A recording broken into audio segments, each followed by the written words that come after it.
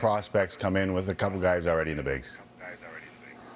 Yeah, obviously not where we wanted to be, and we are accountable for that and regret that we are here. Having said that, we focus on getting better, focus on controlling what we can to improve our chances for 25 and 26 and beyond, and feel that we've been successful in doing that and acquiring some extremely dynamic, very strong, big upside position players, a really accomplished or successful starting pitcher in Bloss, and a lot of upside in our return, and players that we feel can impact our team in the short term and help us win ball games in 25 and 26. All right, I really want to focus in on 25 and 26, but ETA is also very hard to predict, but I know fans want to see some of these guys. Outside Loperfido and Yarborough, are there any guys that fans might get to see this season? Yeah, absolutely. There will be a group of guys that are here. You know, we need to work through the runway, the playing time, the implications on players that already are there. But there's going to be a group of them that impacts the team this year. I know you're excited about getting everyone in, but are there a few names that you want to see what they can do in Blue Jays blue? You know, the interesting thing about this group, I touched on how dynamic and athletic, both sides of the ball, a lot of left-handed hitting, which has been a focus of ours, and we were glad to see that outcome.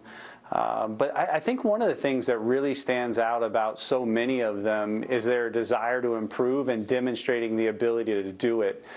Players that you know, really have made incredible progress, have had to make, in some cases, some really big adjustments, and have done so successfully, which I think bodes well for the rest of their careers. When you trade for that many prospects, there are folks out there that will throw out the word rebuild. But given who you kept, that's obviously not the case here. Are you confident that this can be turned around for 2025?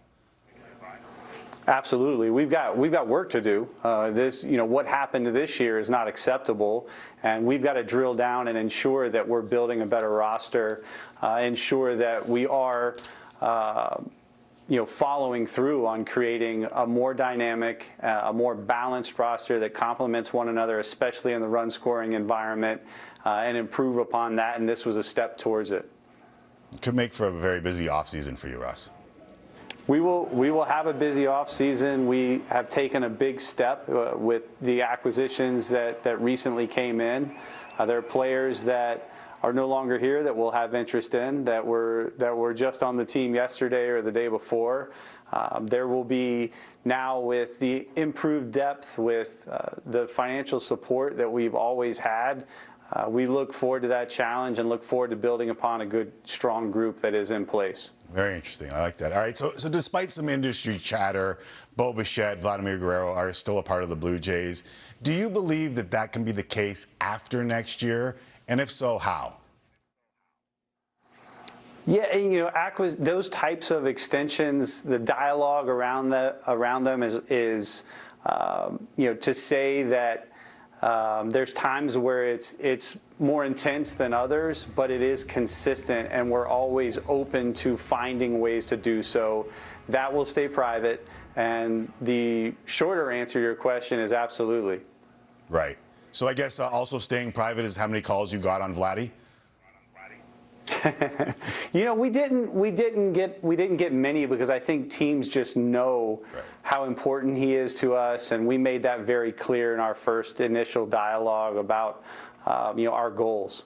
This is not a how question, it's more of a reality. But is it harder with Bo moving forward, given the injury in the year that he had? No, absolutely. He's back in short order. He's going to have a strong end to his season. I'm confident. He's motivated. He's in a great headspace given how challenging this year has been for us as a team. And I can't wait to get him back. And you know, just thinking about him right now, as we've seen some positive trends in our offense, adding him into that. And then again, we have a lot of work to do. That's not just the only thing that's going to get us over the hump, but I can't wait to get him back into the fold. All right, I know when a deadline like this hits, it can feel negative. I'm not sure if you or your fans even saw the note that Jimmy Garcia posted on Instagram, where he said that the organization felt like family. He was thankful to the franchise for giving him the tools to grow and elevate his game. Is that kind of thing some solace, or maybe moreover what you guys are actually trying to accomplish? Yeah, I think the solace is in the relationships, and they are in many cases exceptionally strong, and especially in that one. That was very emotional for me. He is a man amongst men and had an incredible impact on this organization. Justin Turner also said some great things to the media about the franchise, the city, before he ended up saying he felt like he let the whole country down. Maybe a little bit too much, but a lot of fans like the sentiment, Ross. Is the idea of letting folks in this country down shared by more than just Turner? Yeah, I mean, listen, when you let someone down, that usually means there's some intention, and there was no intention with Justin Turner to let anyone down. Someone said that to me once, and it really was powerful. As I've shared my disappointment myself, I am deeply sorry to our fans that we are in this position. I have to be better. This is unacceptable that we are here. And absolutely, it's an empathetic feeling. JT is an incredible human, another man amongst men, and I will miss him. I learned a great deal from him, and he had a huge impact on me. Speaking of learning, one of my favorite quotes, I say it so much that my kids roll their eyes at me: "We never lose, we win or we learn." In fact, I was driving to Indy for a tournament with my boy, and I was listening to the game, Jeff Blair, serious, and after the 13-0 loss to Tampa, Chris Bassett's comments come on. We both looked at each other, eyes wide open, when he said that nobody's hands were clean. I go all that way to ask, what does the franchise learn from this painful season, and is there a correction for it? Yeah, there has to be a correction. It's unacceptable where we've gotten to be at this point, and as I said, I'm deeply sorry for that.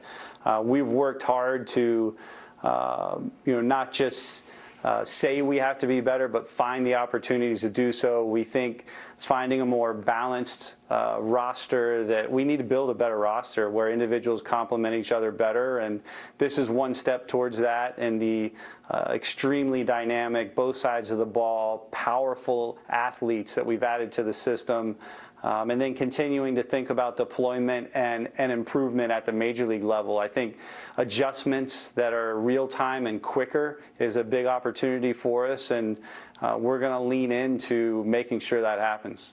I love what I'm hearing, because I know that those are things that you want to improve in this team. Is there any regret about not adding more of that? You talked about power there, obviously. Is there any regret about not adding more of that in the last, say, 12 months? You know, it's interesting as you go back in hindsight and look at decisions, and then you weigh them at the time with relative to the opportunity that you had. And we were aggressive in trying to acquire players. One of them was very clear. We were aggressive in trying to acquire, as it became very public that he might be coming here. So, we did our best at the time, given the information and the resources that we had were strong, and it didn't work out. It did not work out. That is crystal clear, and I'm accountable for that, and I'm sorry for that. But to look at individual decisions in hindsight is a little bit easier to do, and I think more what we focus on is, how we can improve moving forward. Understood. All right, last one, and it's difficult, but there are a lot of fans, and you know that I believe that I am the translator for the fans and back to the fans, and that's what my job here is to do. But there are many fans who are upset, that believe that you shouldn't have been the one to execute this deadline. What do you have to say to those fans specifically? I mean, the things that I've said, that I'm sorry we're at this point. I am accountable. It's unacceptable, and I'm going to go to work each day I can to build that confidence back. Hey, listen, we don't get to do this as often as we did before. I've always appreciated it, and I appreciate that you come and spend some time and answer the questions, even if the tough ones come your way. Appreciate you and appreciate this conversation. Likewise, Tim. Anytime. Have a great evening. You too.